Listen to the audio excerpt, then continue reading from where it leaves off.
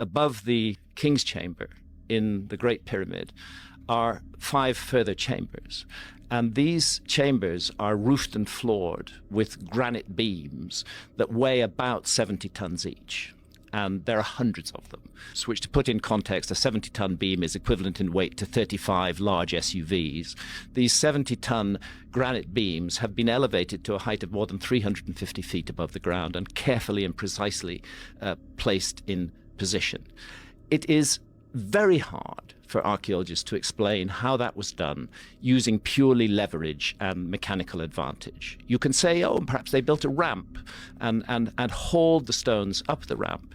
But then you have to confront basic laws of physics. You can't haul a stone weighing tens of tons up a slope that exceeds 10 degrees. Then you start doing the calculation. How long a ramp do I need with a 10-degree slope to get to 350 feet above the ground? And the answer is you need a fucking long ramp.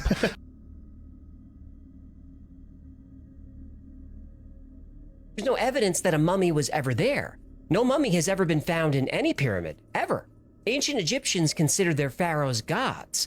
The Great Pyramid is a strange structure for a god. Small chambers, narrow shafts, no markings at all. The way the pyramid was built and the materials used to build it suggest it had a different purpose. The sides of the pyramid are aligned with the compass with such accuracy that only modern engineering can match it. The Great Pyramid is a mountain made of 2.5 million blocks of stone weighing 6 million tons, piled 481 feet high. Its footprint is over 13 acres. To align this construction within 1/15th of a degree of true north is impossible precision. The base of the Great Pyramid is leveled to within 3/4 of an inch. The only way to do this with modern structures is to use lasers. Even though the sides of the pyramid are over 755 feet long, made of stone blocks weighing between 2 and 40 tons each side is within 2 inches of any other. That's 99.98% accurate. Fun fact, the pyramid doesn't have 4 sides. It actually has 8. Each side is slightly concave that you can only really see from directly above, or when the pyramid casts shadows during the equinoxes. And yes, those angles too are perfect. Whoever built the pyramids somehow knew the size of the Earth. If you take the height of the pyramid and multiply it by 43,200, you get 3,938.685 miles, which is within 11 miles of the polar radius of the planet. That's 99.7% accurate. If you take the perimeter of the base of the pyramid and multiply that by 43,200, you get 24,734.94 miles. That's the Earth's circumference at the equator within 99.3% accuracy. We know that the ancients were obsessed with equinoxes, when the day and the night are the same lengths. The length of the day and night on an equinox is 43,200 seconds.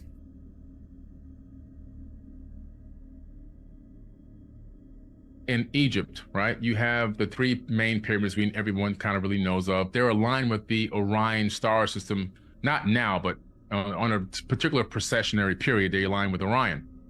But then you look at the 3 pyramids at Teotihuacan in Mexico, which used to be Mesoamerica. Well, they're also aligned with the Orion star system at a particular precession. Not only that, here goes the evidence that they're linked. The base of the Great Pyramid at Giza and the base of the Pyramid of the Sun in Teotihuacan, Mexico are the same. The Great Pyramid height and the Teotihuacan pyramid height are exactly split by 50%. So the Teotihuacan pyramid is exactly 50% the height of the Great Pyramid at Giza.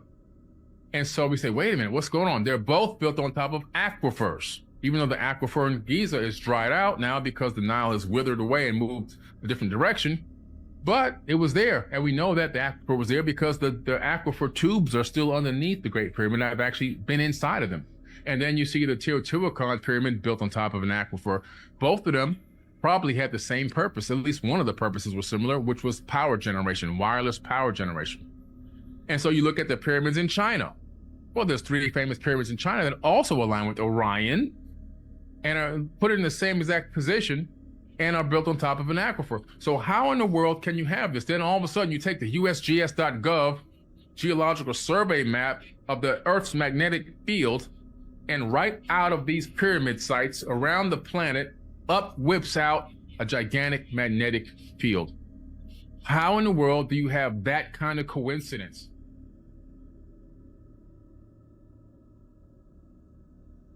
In the Book of Enoch, when he said he went to the middle of the earth, did you know that you can go there on Google Earth? If you type in the lowest elevation on Earth, which is the Dead Sea, and go right there to the Dead Sea, which is called the Jordan Valley Rift, because that's where a big earthquake ripped the earth open, that river filled in all of that and made the Dead Sea. And if you go down where the angels were talking to Enoch and they wrote everything down for him, that's right where we found the Dead Sea Scrolls 2,000 years later. You can click on those little picture bubbles and see the caves that were sealed up for 2,000 years. Book of Enoch, chapter 7, verse 42. And I went thence to the middle of the earth. The Dead Sea is the earth's lowest point right there, and it's also the world's deepest salt lake. That's like 1,400 feet below sea level. It says right here in verse 61 that Uriel showed him all around and then wrote everything down for him in this next verse right here.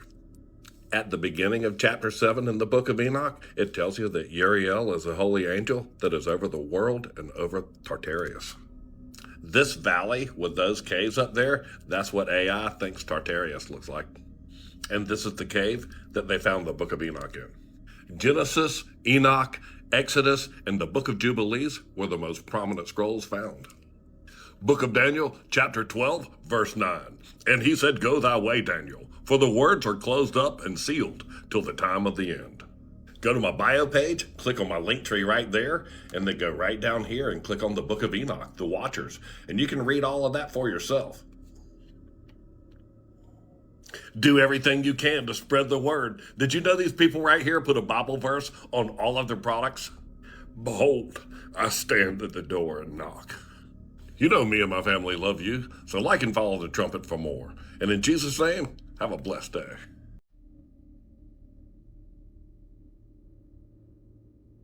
Like, explain the nuttiness of the Book of Enoch.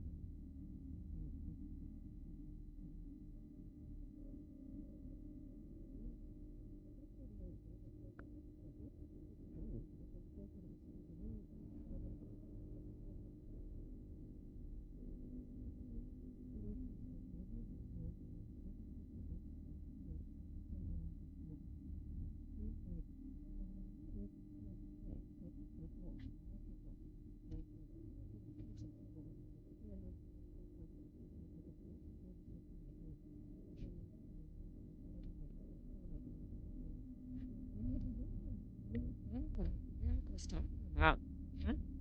You know, the really I stopped with that one.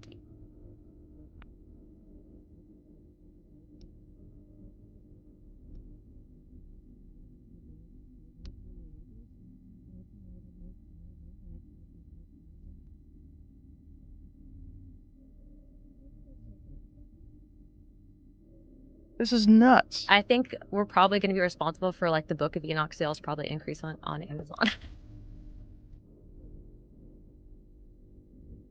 If you read Enoch and then follow about the fall of mankind and the angels.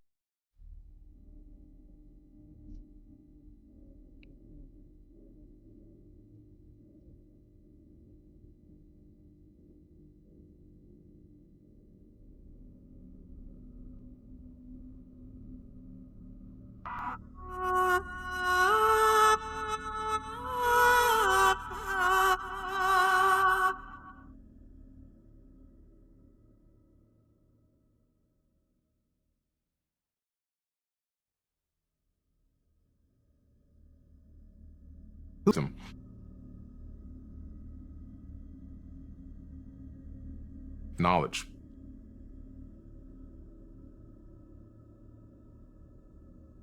It is impossible to build the pyramids. Even with the technology we have now, we would struggle to build them. So how did they do it thousands of years ago? Well, it's very likely that the entire world experienced a cataclysmic disaster that knocked us back into the Stone Age. And those people who were around before us were more advanced than we are today. Think about it.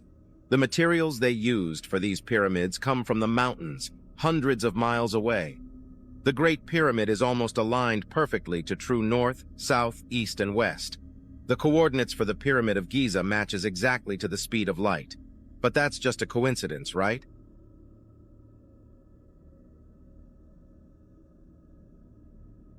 In the early 1900s, a series of remarkable stone structures were discovered in remote locations around the world. These amazing artifacts, known as stone stargates, captivated the imagination of archaeologists, historians, and conspiracy theorists alike. Carved with intricate patterns and symbols, their true purpose remains shrouded in mystery. Ancient folklore, however, spoke of the stargates as devices used by civilizations from distant solar systems to travel across the cosmos. By the 1950s, almost all the stargates had vanished without a trace, fueling rumors of government cover-ups and hidden agendas. Some theorize that governments around the world systematically confiscated the stargates and concealed them in top-secret facilities. Their whereabouts remain unknown. The enigmatic allure of these stone stargates persists, and the questions surrounding their existence continue to baffle researchers.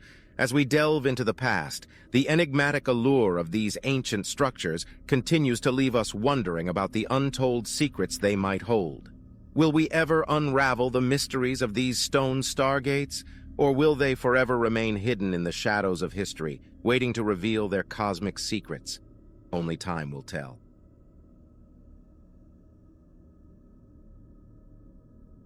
The Great Pyramid is not only perfectly aligned to the cardinal points, its placement on the Earth is seemingly intentional as well. If you pass a great circle from the Great Pyramid through its cardinal and its ordinal directions, what you find is that these circles will pass through more landmass of the Earth than any other location on the Earth. You find that the Great Pyramid is essentially located at the centre of the world's landmass.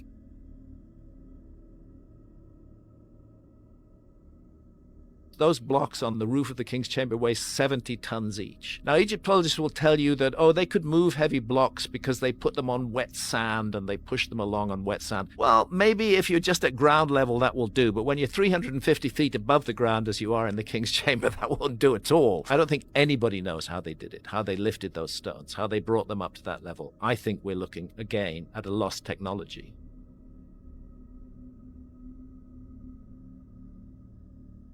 Oh, you already know we gotta talk about this. Giant megastructures found beneath the pyramids of Giza. You heard that right. Long lost civilization kinda confirmed. I really wonder if debunkers ever get tired of being wrong. Let's summarize everything about this find so far. I waited long enough before talking about it so enough info could come out and we could find out what's really going on. On March 16th, 2025, a conference was held in Italy discussing some new findings about the pyramids of Giza using a revolutionary non-invasive scanning technology called synthetic aperture radar Doppler tomography. Yeah, try saying that 5 times fast. Or SAR for short. It's sort of like an X-ray radar type scanner that uses sound waves to penetrate the surface and see what's beneath it. And they found something beneath the middle pyramid of Khafre at the Giza Plateau, which initiated the Khafre project. The new scans show massive cylindrical structures that extend from the bottom of the pyramids way deep down into the bedrock below the surface. Pillars that appear to have some sort of wrapping coils or maybe pathways around them and go 648 meters underground. That's taller than the CN Tower, the Empire State Building, double the height of the Eiffel Tower, not to mention over 4 times the height of the pyramid itself. This is how it would look like to scale. At the very bottom of these pillars are 2 huge 80 by 80 meter cubes, which are said to go down even further, reaching up to 2 kilometers beneath the surface. 2 kilometers. That's 1.25 miles down for all you Americans. The scans show there to be at least 8 of these cylindrical wells arranged in 2 rows, and just completely blows our understanding of dynastic Egyptians out of the water. The crazy conspiracy nuts may have been right this entire time. Now, what's really special about these synthetic aperture radar scans that led to this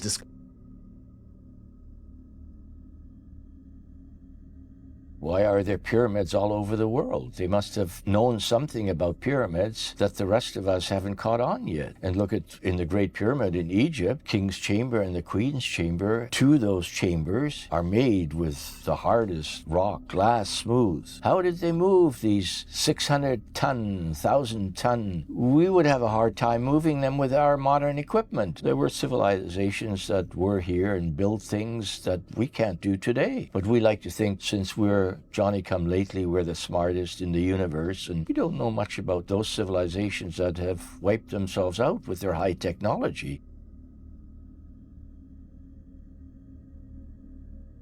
The guy who posted this video claims that he has finally solved the mystery of Egyptian pyramid building and the mystery of Edward Leeds-Calnan. But who is Edward Leeds-Calnan? It is believed that this man learned the secret of pyramid building back in the last century. Having a height of 1 meter 50 centimeters and weighing 55 kilograms, he single-handedly moved coral blocks weighing up to 40 tons and built with his own hands the famous Coral Castle in Florida. The man built it at night behind a high fence, but people who were able to spy on him claimed that they saw the giant blocks just floating in the air. And this is a video of our time. It shows giant blocks levitating from sound waves, and you can lift any rock. Scientists suggest that most likely the creators of the ancient pyramids had special tools that allowed, with the help of sound, to lift giant blocks. For example, as on this video where the guy, with the help of sound vibration from the pipe, raises a piece of metal. By the way, do you think people could have built the pyramids 5,000 years ago? Or were they built before us by a past advanced civilization?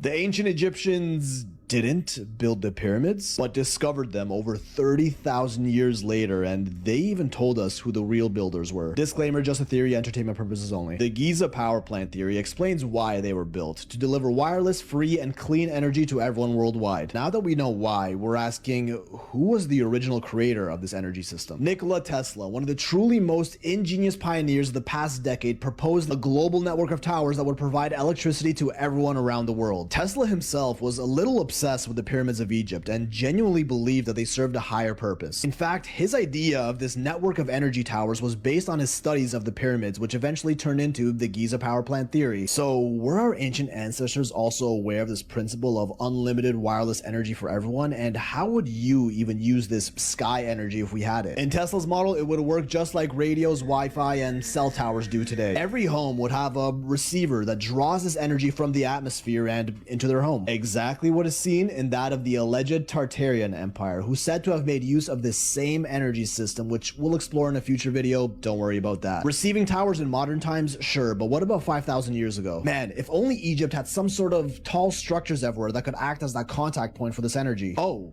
obelisks made from a single piece of granite, which, although not directly conductive, contains quartz. And I'ma just let my boy Michio Kaku do the talking here. These monoliths are made out of granite, and there's some quartz inside the granite, and quartz has some rather interesting properties. If I take quartz crystal and I squeeze it, I can generate electricity.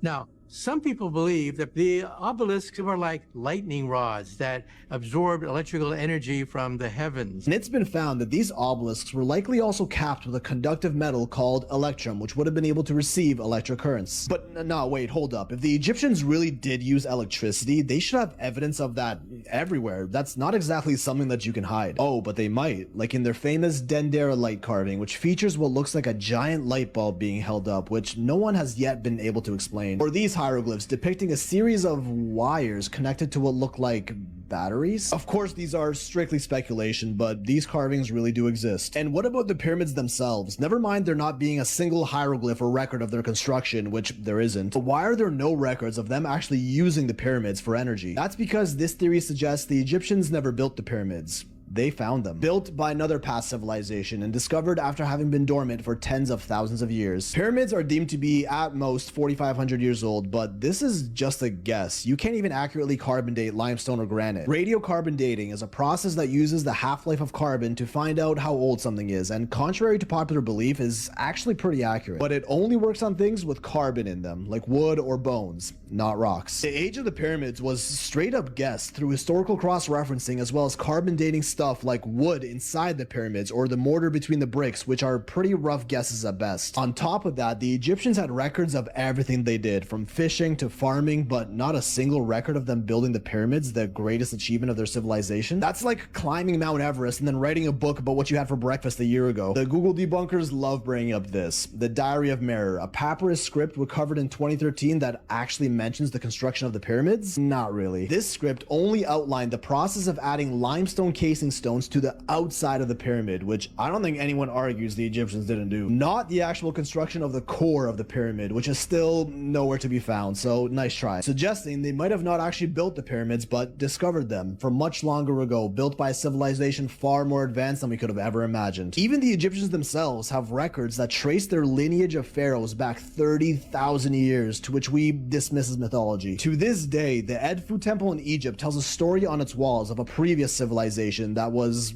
can you guess? Washed away by global flood. And even the great Greek philosopher Plato, another revered genius of his time, mentions the same island of the gods in his work, which has come to be known as Atlantis, said to exist over 30,000 years ago, and may have been the ones who actually built the pyramids as an ancient source of energy within their civilization. That got washed away and destroyed by global cataclysmic floods, only for the Egyptians to rediscover thousands of years later. But that we'll have to save for another time, because the lost city of Atlantis is another one of those stories we see repeated everywhere throughout history, only to get swept under the rug every time. Well, it's time we took a peek under that rug.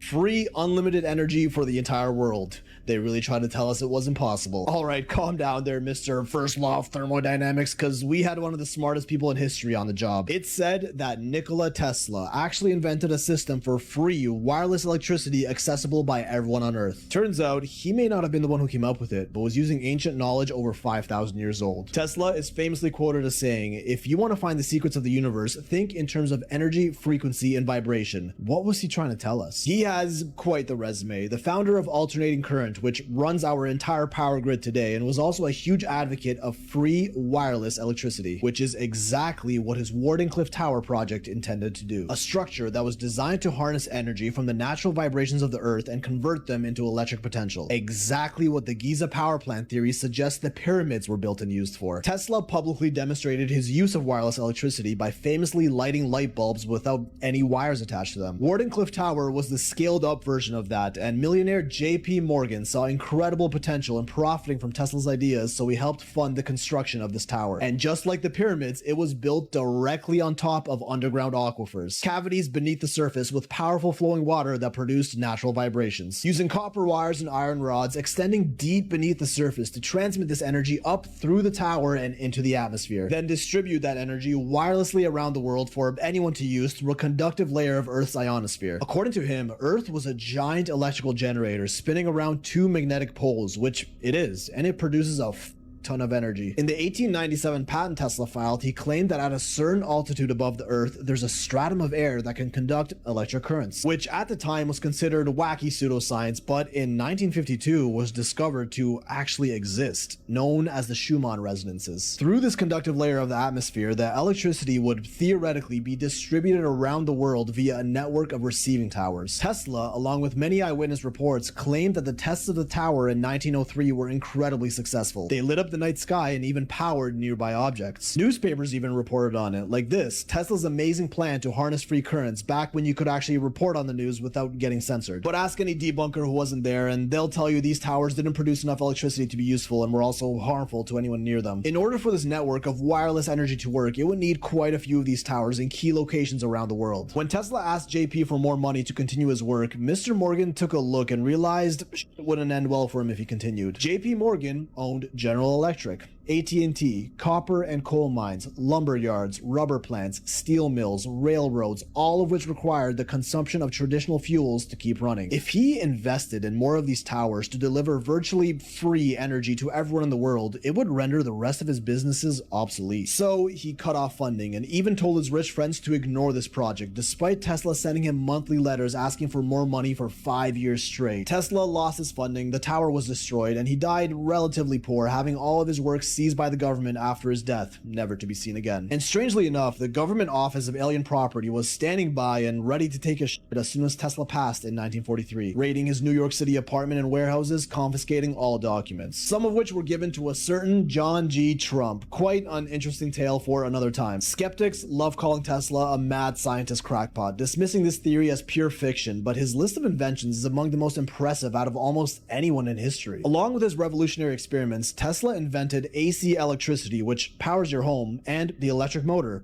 everything you see here, as well as the remote control, the radio, improvements to the X-ray, and even predicted smartphones and the internet back in 1926. He's quoted as saying, "When wireless is perfectly applied, the whole earth will be converted into a huge brain. We shall be able to communicate with one another instantly, irrespective of distance." That's exactly what we have today. Pause if you want to read the whole quote, which, may I remind you, is 100 years old. His proposed network of towers would have supplied unlimited, clean, and basically free energy worldwide, using the principles of the Giza power plant theory, which Tesla was actually a firm believer in. He was fascinated by the pyramids of ancient Egypt and even drew inspiration from them in his work, with his devices even being referred to as Tesla's electromagnetic pyramid, based on his designs depicting the movement of energy in his towers. Well, the pyramids are suspected to have been built for the same purpose, drawing vibrational energy from the earth and distributing it around the world through the atmosphere. Would that have even been possible 5,000 years ago? Turns out it might have, with some even claiming proof as far back as 30,000 years old. I explained exactly how it would have worked back then, and we're not done diving into this one, so check it out for more.